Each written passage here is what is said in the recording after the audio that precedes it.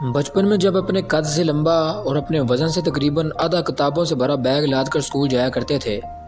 تو ان لوگوں کو حسرت سے دیکھا کرتے تھے جو ہنستے مسکراتے آپس میں ہنسی مذاق کرتے محض دو چار کتابیں ہاتھ میں تھامے کالج کی جانب روانہ ہوتے تھے۔ ہمیں ان پر رشک آتا تھا کہ دیکھو کتنے مزے میں ہیں، کم از کم ہماری طرح بیگز تو نہیں اٹھانے پڑتے، یقیناً ان کا اتنا سخت ہوم ورک بھی نہیں ہوتا ہوگا۔ جب خود کالج پہنچے تو یونیورسٹی والوں پر رشک آنے لگا کہ اصل موج تو ان کی ہے،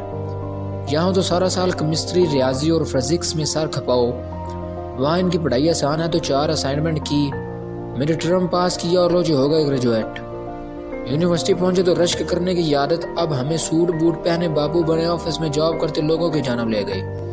یہ اصل خوش قسمت تو یہ لوگ ہیں کہ یونیورسٹیوں کی تعلیم ختم کر لی اور زندگی میں سیٹل ہو گئے، پھر جو ہی انسان آفس میں پہنچتا ہے تو اسے اپنے اوپر والی پوسٹ والے پر رشک آتا ہے، اور کئی لوگوں کو بزنس مین پر رشک آتا ہے، حسرت بری نگاہوں سے انہیں دیکھتے ہیں، غرض کے حسرتیں لیے قبروں میں جا لیٹتے ہیں۔ انسان ساری عمر حسرت اور رشک کے بیچ گزارتا ہے۔ کاش یہ شکر کرنا سیکھ لیں، شکر کے ساتھ زندگی گزارنا سیکھ لیں۔